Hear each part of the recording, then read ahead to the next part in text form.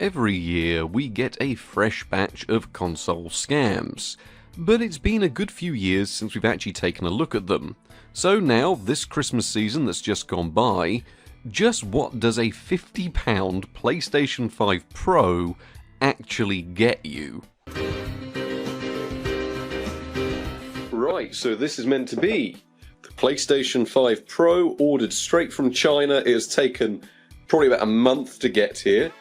And I don't know if you're noticing anything, it looks remarkably sketchy and poorly packaged, and is also undeclared. I mean, I've taken off the crucial information from here, but likely the reason why it spent about 3 weeks at customs is because they didn't actually say what it was. Probably because I've just spent £50 on what is probably not the PS5 Pro.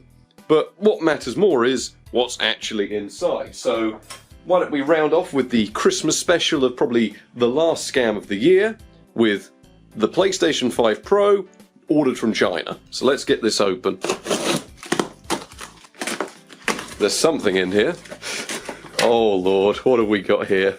Right, let's start. We have a PlayStation controller, a very knockoff PlayStation controller. We have another one of the same controller, also completely unbranded. We have the instruction manual, 2.4G wireless gamepad. This is a smart gaming console with linear flow appearance and a humanized design. We have a power adapter, which is probably for the wrong country, another manual shoved in there, and I think this is the PS5 Pro. Oh, it's got its own user manual with only QR codes.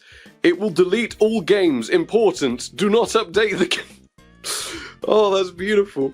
It will delete all games. Important. Do not update the game system. It looks a little bit like a PlayStation. I love these scams because they get more and more elaborate every year.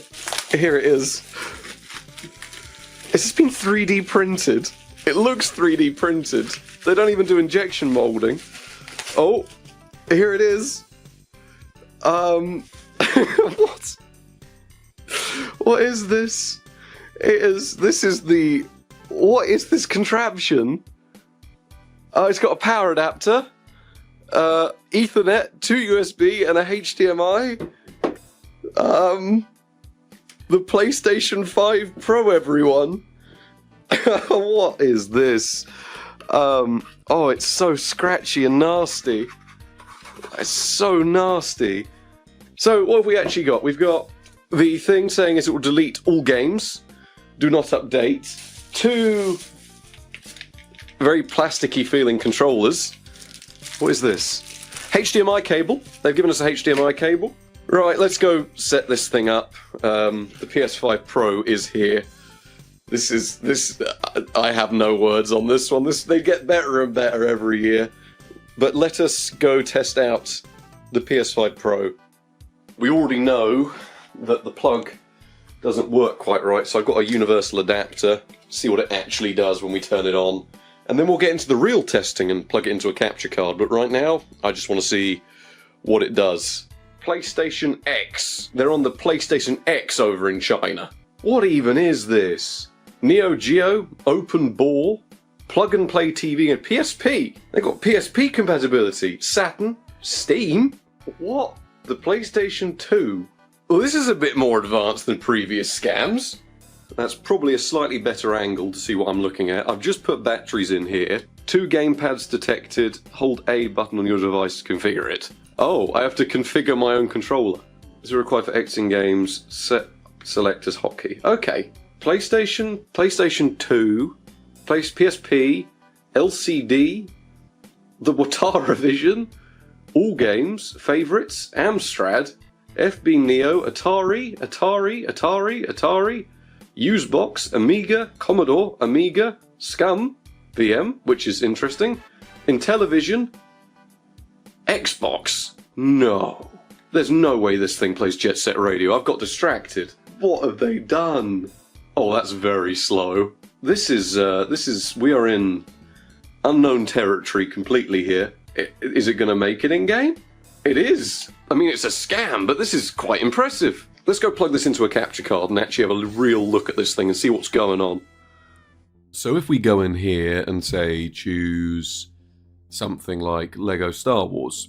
Now if we hold what is on here, the A button, you can go down to advanced game options and you actually get control of the emulator modes, which is how it's running, which is all PCSX2, which makes sense, but you've got control of it. But more interestingly is here where it says Ryzen Thermal Power Design. So it looks like these are repurposed Ryzen embedded machines, and don't worry, we'll be doing some testing later, probably a teardown, maybe putting Windows on it, to see just what's going on. But generally, any game you run will run okay. Some of them will have sort of borders on the side, some will have other bits going on, but what they've done is make a really competent little emulator box and rebrand it as a knockoff PS5. So you end up with what is, a decent emulation experience. It's not perfect by any means, but generally, for about the £50 I paid, you'd struggle to find anything on the shelf that can perform this well, at least with 2 controllers in the box and a sketchy manual. I mean, the dubious bit is the legality of the games that are on here, but generally things run absolutely fine. The controllers, they are cheap, they're nasty, and they don't work particularly well, but in terms of live usage, well, you can start most things you want to. I mean, you can see here, really you should be tweaking the emulation options, because there's not really much going on here that we can do anything about, because there is quite a bit of screen tearing. You'll notice it in this intro segment here. The game will screen tear quite a lot, which isn't the worst thing in the world, and it means that you're not getting slowdown, but in certain instances you do get that. And now we've just had the display drop out for some reason, but yeah, generally it runs alright, it's relatively responsive, there's no noticeable input lag, so it's a weird one, because it actually runs the games that are on here quite well. And we can go back to the main menu by clicking 2 buttons together, which is a preset you can change yourself. So I'm a bit confused, because it's more impressive, a lot more impressive than the last generation of scams, but they are charging more of a premium for it. Now, not everything on here does work. The Xbox emulation is poor at best, but the fact it's doing original Xbox emulation is impressive by itself. So what we want to do now is, find out what's going on underneath, see what hardware they're using, because we can actually get our own way into Kodi. If we go up to Kodi Media Center here, you can see the backbones of how this is all thrown together. I can't understand a single word of it because it'll open in Chinese, but what we do have is the backbones of this, which is Kodi in Chinese. Now, I'm not too sure if I can remember how to get through and see what actual specifications we're using from here, because it's been a while since I've used Kodi. I mean, the last time would have been on an original Xbox, but it does work. There's no way to turn it on, there's no way to turn it off. It is always powered on. But why don't we take this, try and load up Windows on it, and see what's going on, because I think there's a Windows partition already on here, we just need to be able to access it. So why don't we try and do that next, and find out a little bit more about how they've actually pulled this off. Now, after a while spent configuring what was left of the Windows partition on the device, I managed to repair it just enough for it to boot into the leftovers of a Chinese version of Windows, at least a weird version of Windows 11 that's been shoehorned onto the device, which is likely the backbone for the Windows components that included over on the emulation side, which only actually included a weird port of Plants vs. Zombies. But this led to me wasting a few hours trying to navigate around solely using Google Translate and muscle memory of Windows. Not that everything seems to be one-to-one with the Western version, but it's close enough.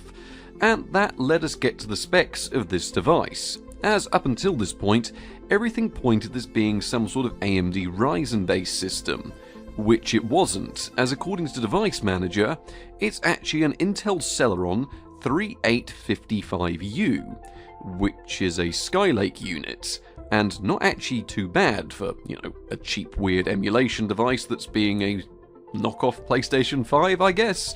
But this Celeron, that only made its way to laptops and embedded systems quite a while ago, it's not exactly what you expect to see in things like this.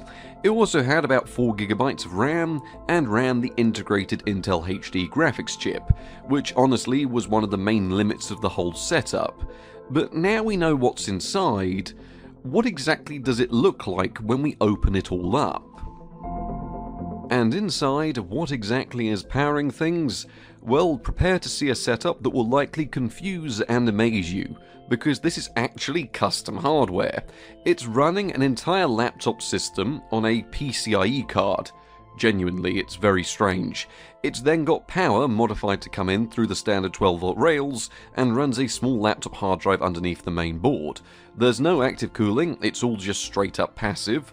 But why do these parts exist? Well, from a long story cut short, these seem to have been produced for the Russian market from discarded laptops and server systems, and they allowed a full PC to be powered over PCIe for either a low-level server cluster or, the most likely use case, Bitcoin mining, something that they now severely lack the compute power to do.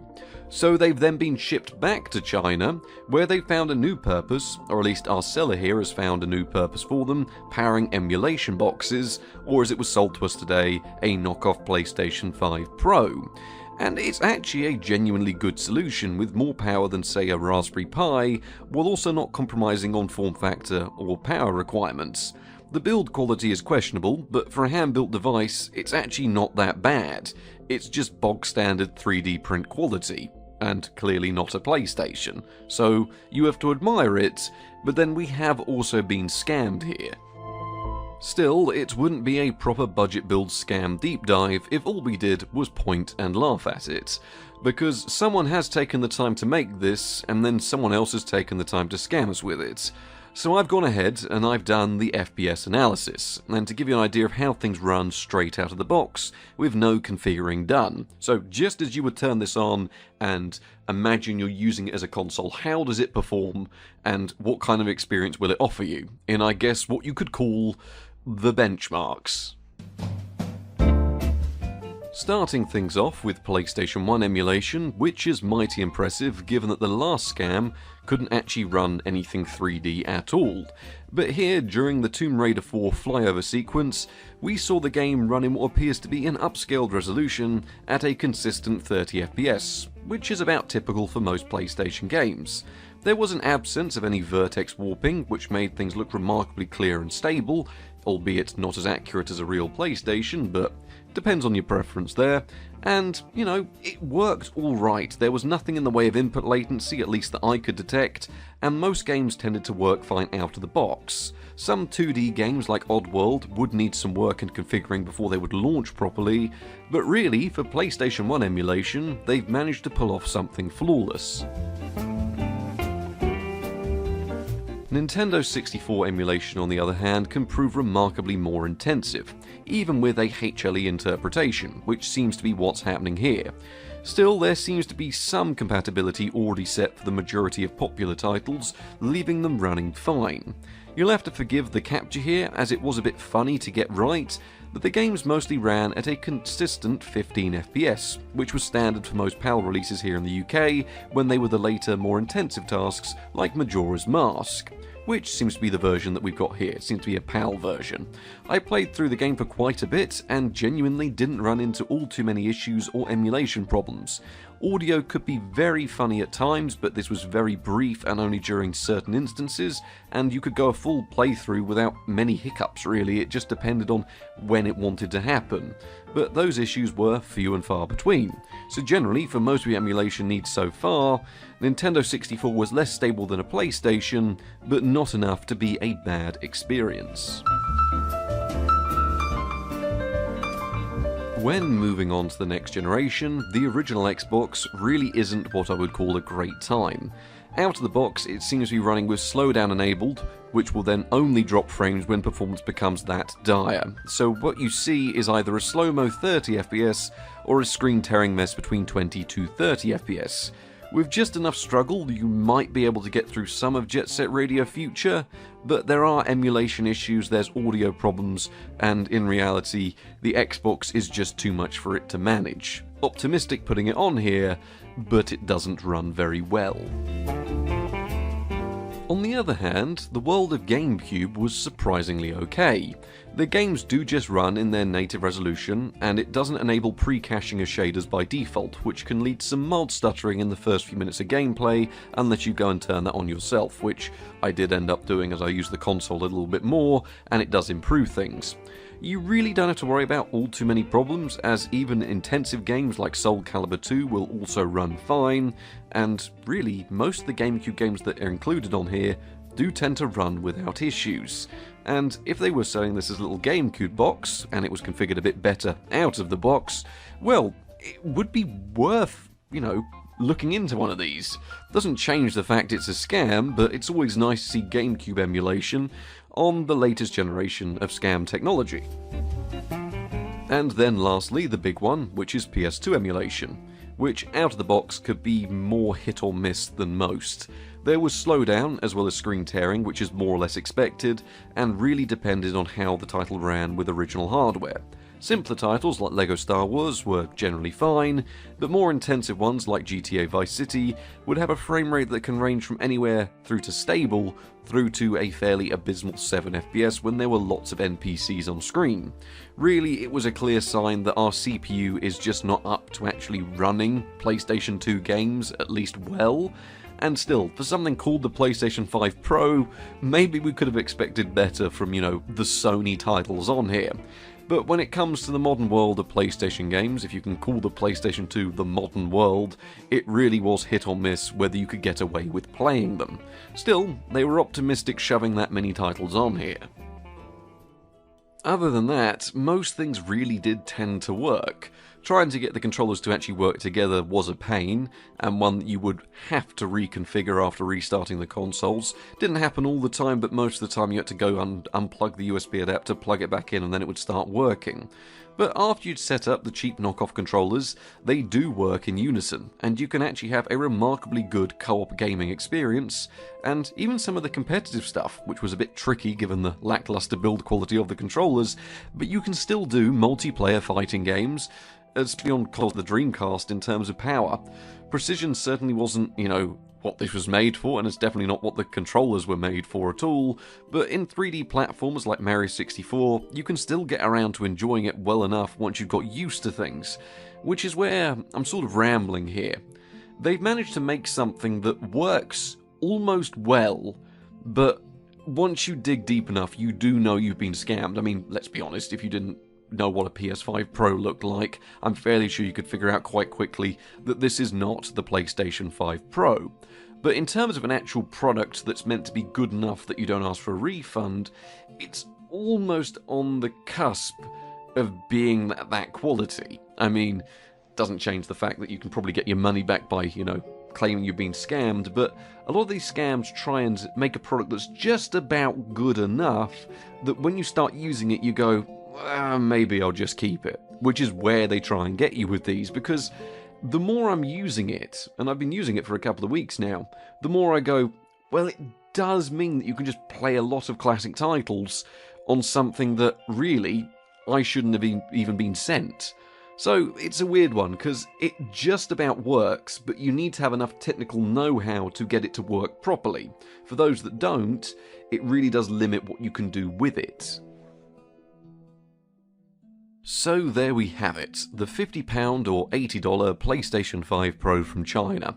And once again, the scams just seem to be getting better and better.